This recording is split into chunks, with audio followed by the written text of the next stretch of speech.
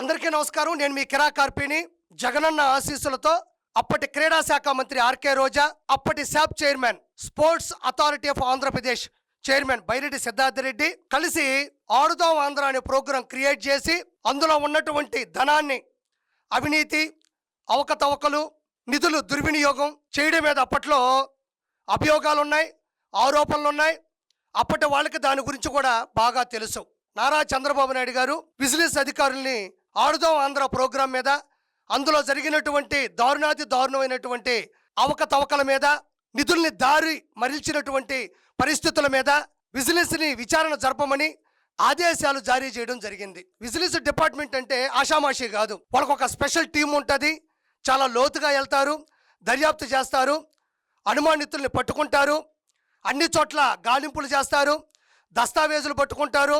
అప్పటికి సంబంధించినటువంటి అన్ని విషయాల్లో కూడా వాళ్ళు లోతుగా పరిశీలిస్తారు. అలా వెళ్ళినటువంటి విజిలెన్స్ డిపార్ట్మెంట్కి పాత రోజుల్లో వాళ్ళు అధికారంలో ఉన్నప్పుడు ఎలక్షన్స్కు ముందు 47 రోజుల్లో ఆడుదాం ఆంధ్ర ప్రోగ్రాం కింద 119 కోట్ల రూపాయలు ఖర్చు చేస్తే, అంటే వాళ్ళ లెక్క ప్రకారం చేస్తే, అందులో 40 కోట్ల రూపాయలు దోచుకున్నారు అని ఆధారాలతో సహా నిరూపించింది. వాటికి సంబంధించినటువంటి నివేదికని ఈరోజో రేపో డీజీపీకి ఇవ్వడం జరుగుతుంది, ప్రభుత్వానికి కూడా వెల్లడించడం జరుగుతుంది. ఖచ్చితంగా అది సోషల్ మీడియాలో కూడా ఖచ్చితంగా వస్తుంది. ఎందుకంటే ఇది వైఎస్ఆర్సీపీ గవర్నమెంట్ కాదు, కక్ష సాధింపులు కాదు. నిజాల్ని వెలికి తీయడంలో చంద్రబాబు గారు ఎప్పుడు కూడా ముందుంటారు. అయితే ఏంటి స్కామ్? ఆడుదాం ఆంధ్ర అనే ప్రోగ్రాం కింద ఎలా జరిగింది స్కామ్, ఎందుకు ఇలా చేశారు అంటే, అప్పట్లో ఈ క్రీడా శాఖ మంత్రి ఆర్కే రోజా, శాప్ చైర్మన్ బైరెడ్డి సిద్ధార్థరెడ్డి వీళ్ళిద్దరూ కలిసి ఆడుదాం ఆంధ్ర అనే ప్రోగ్రాం క్రియేట్ చేశారు. ఆ ప్రోగ్రాం కింద టీషర్ట్లు, బ్రౌచర్లు, యాప్, క్రీడా నిర్వహణ, రవాణా వసతి, భోజన వసతి, ప్రైజ్ మనీ, నాసిరకం స్పోర్ట్స్ కిట్లు, గెలిచిన తర్వాత అంబరాన్ని అంటిన సంబరాలు, వీటి ఖర్చులు వాళ్ళు రాసింది, వాళ్ళు కుమ్మక్కు చేసింది అక్షరాల 119 కోట్ల రూపాయలు. కానీ విచారణ చేపట్టిన తర్వాత విజిలెన్స్ అధికారులకి కళ్ళు తిరిగేటువంటి షాక్ అయ్యే నిజాలు బయటపడ్డాయి. వాళ్ళ విచారణ చాలా ఘోరంగా ఉంటుంది. దాడులుంటాయి, పత్రాలను చూస్తారు. పాత రోజుల్లో మీకు తెలిసింది, క్రికెట్లో బ్యాటింగ్ లాంటి బ్యాటు, బాల్ లాంటి బాలు, స్టంప్స్ లాంటి స్టంప్స్, వికెట్ లాంటి వికెట్లు, గార్డ్ లాంటి గార్డులు, ఫుట్బాల్ లాంటి ఫుట్బాల్, వాలీబాల్ లాంటి వాలీబాల్, షటిల్ కాక్ లాంటి కాకు, ఇలా క్రియేట్ చేసి కంపెనీల చేత నాణ్యమైనటువంటి కిట్లను వీళ్ళు అందిస్తున్నారు అని సంతకాలు చేపించి, ఎవరైతే గెలిచారో స్పోర్ట్స్లో విన్నర్స్, రన్నర్స్ వాళ్ళందరూ కూడా వైఎస్ఆర్సీపీ కార్యకర్తలే. వాళ్ళ అకౌంట్లు పరిశీలిస్తే అందులో కూడా డబ్బులు ఉన్నాయి. ఈ డబ్బులు ఏవైతే ఉన్నాయో 40 కోట్ల రూపాయలకు సంబంధించి వాటన్నిటికీ కూడా ఆధారాలు కూడా, నిరూపణలు కూడా దొరకడం అనేది చాలా గొప్ప విషయం. చాలా త్వరగా కూడా వాళ్ళు పట్టుకున్నారు. అవి జనాలకు కూడా రేపో ఎల్లుండో రాబోతున్నాయి.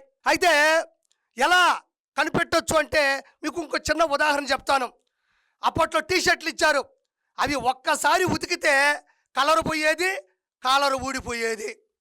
బాల్ ఏమో ఇట్ట పట్టుకొని ఇసిరేస్తే కింద పడితే కిందే పగిలిపోయేది. బ్యాటింగ్ ఏమో బాల్ వస్తుంది కదా కొడదామని ఎలా అంటే పిడి చేతిలో ఉండేది, చెక్కేమో ఎక్కడో పడేది. ఇంకా స్టంప్స్ అంటారా, అట్ట గాలుస్తే చాలు ఎగిరి ఎట్టబోయేదో కూడా తెలిసేది కాదు. వికెట్లు ఏమో కొట్టాలి, కొడితేనేమో పగిలిపోతాయి, కిందకేమో దిగవు. ఇంకా గార్డులు అంటారా, అవి ఎక్కడో పెడతారు కాబట్టి ఎప్పటికీ కనబడవు కాబట్టి మరి వాటి మీద ఎలాంటి స్కామ్ చేశారనేది ఎవరూ చెప్పలేరు. ఈ స్పోర్ట్స్ కిట్లు ఏవైతే ఉన్నాయో వాటన్నిటినీ కూడా పాత రోజుల్లో ఉండేటన్నిటినీ కూడా సముదాయించి వాటన్నిటినీ కూడా ఒక దగ్గర పెట్టి, ఇప్పుడు ప్రముఖ కంపెనీలు వీటికి ఎంత అవుతుంది, ఈ బాల్కి ఎంత ముడి సరుకు అవుతుంది, ఈ బ్యాట్ని దేంతో తయారు చేశారు, ఈ స్టంప్స్ కావచ్చు, ఈ షటిల్ కాక్ కావచ్చు, వీటన్నిటిని ఎలాంటి పరిస్థితుల మధ్యన తయారు చేశారు, అంటే వాటికి ఎలాంటి పదార్థాలు వాడారు అని చెక్ చేస్తే బయటపడిపోతాగా. ఇప్పుడు నెయ్యి ఉంది, ఒరిజినల్ నెయ్యి మనకు తెలియదా? తేనె ఉంది, ఒరిజినల్ తేనె లేకపోతే కలుషితమైందా లేకపోతే కల్తీ చేసిందో మనకు తెలిసిపోతుంది కదా.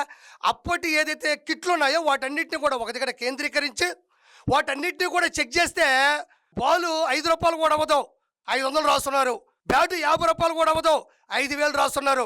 ఈ విధంగా అడ్డదిడ్డంగా ప్రైజ్ మనీలు వాళ్ళకే ఇచ్చి సంబరాలంట. అంటే వీళ్ళేదో ఐపీఎల్ టీం గెలిచిన తర్వాత పేలుస్తారు చూడు, పెద్ద పెద్ద బాంబులు, పెద్ద పెద్ద ఏదో మళ్ళీ కేకులు, కటింగులు, పెద్ద పెద్ద లైట్లు ఇలా క్రియేట్ చేసి డబ్బులు రాసేసి అడ్డదిడ్డంగా 40 కోట్లు.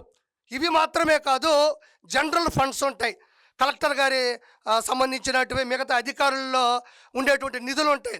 వాటిని ఎన్ని వందల కోట్లు కూడా ఎత్తేసారన్నది కూడా రానున్న రోజుల్లో అతి భయంకరమైన నిజాలు కూడా బయటపడతా ఉన్నాయి.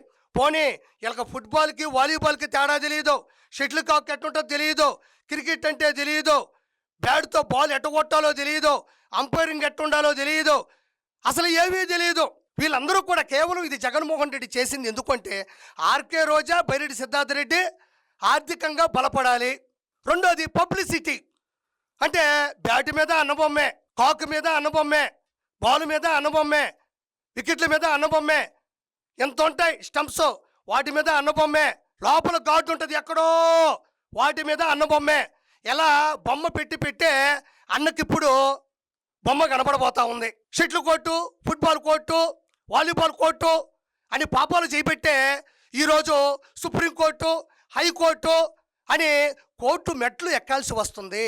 కాబట్టి నేను ప్రత్యేకంగా చెప్పనక్కర్లేదు. మరి ఆ రోజుల్లో ఉన్న బ్యాట్లు, బాళ్ళు ఉంటే దయచేసి దమ్ముంటే మేము నాసిరకం కాదు, నాణ్యమైనటువంటి పరికరాలు వాడుకునేటువంటి కిట్లు ఇచ్చామని చెప్పే దమ్ము జగన్మోహన్ రెడ్డికి, ఆర్కే రోజాకి, బైరెడ్డి సిద్ధార్థ రెడ్డి కొందా అని నేను ఈరోజు సూటిగా ప్రశ్నిస్తున్నా. మరి అందరూ వీళ్ళే, ప్లేయర్స్ అందరూ వీళ్ళే.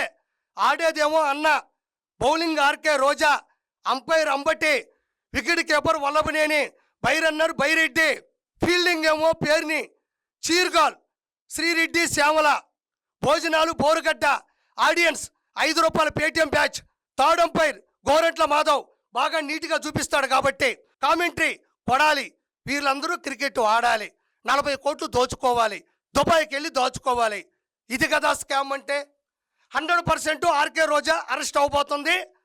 ఆవిడతో పాటు బైరెడ్డి సిద్ధార్థ రెడ్డి ఎవరైతే సంతకాలు పెట్టారో, ఎవరైతే ఈ స్కామ్లో దోపిడీ చేశారో, దోపిడీ చేసే వారికి వెన్నుండి నిలబడ్డారో, వెనక ఉన్నారో వాళ్ళందరూ కూడా నిందితులే. దీనికి సంబంధించినటువంటి నివేదికను డీజీపీ గారికి ఇవ్వబోతున్నారు, ప్రభుత్వానికి ఇవ్వబోతున్నారు, అదేవిధంగా సోషల్ మీడియా కూడా ఖచ్చితంగా ఇవ్వబోతున్నారు. 100% ఏసీబీ యాంటీ కరప్షన్ బ్యూరో విచారణకి ఆర్కే రోజా రావాలి, బైరెడ్డి సిద్ధార్థ రెడ్డి రావాలి.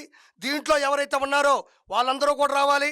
అడ్డదిడ్డంగా సంపాదించిన డబ్బులు సంపాదించారు కాబట్టి ఈ డబ్బులకి సంపాదనకు ఉండేటువంటి ఆస్తులు, అక్రమ ఆస్తులకు సంబంధించి ఈడీ, ఎన్ఫోర్స్మెంట్ డైరెక్టరేట్ ముందు కూడా వీళ్ళు రావాలి, జప్తు చేయాలి.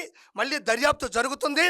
అతి తక్కువ రోజుల్లో రోజా మీద, బైరెడ్డి సిద్ధార్థ రెడ్డి మీద, వీళ్ళందరి మీద కూడా అరెస్టు వారెంట్ కూడా జారీ చేస్తారు.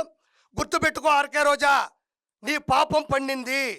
నువ్వు ఏదైతే ప్రజల డబ్బులతో ఆడుకున్నావో, అన్న ఆశీస్సులతో ముందుకెళ్ళావో, బైరెడ్డి సిద్ధార్థ రెడ్డితో ఏదైతే తప్పు చేశావో వాటికి నువ్వు శిక్ష అనుభవించాలి. రానున్న 30 సంవత్సరాల్లో మనమే రాబోతున్నాం. రానున్న 30 సంవత్సరాల్లో మహా అయితే 10 సీట్లు అటు ఇటు అవుతాయి తప్ప రాబోయేది మనమే అన్న చెప్పిన అత్యుత్సాహంతో, అడ్డదిడ్డమైన ఆత్మవిశ్వాసంతో మీరు చేసిన ఈ స్కామ్ ద్వారా 100% మీరు లోపలికి వెళ్తారు. దయచేసి ఇది ప్రజలు గమనించాలి. Thank you so much.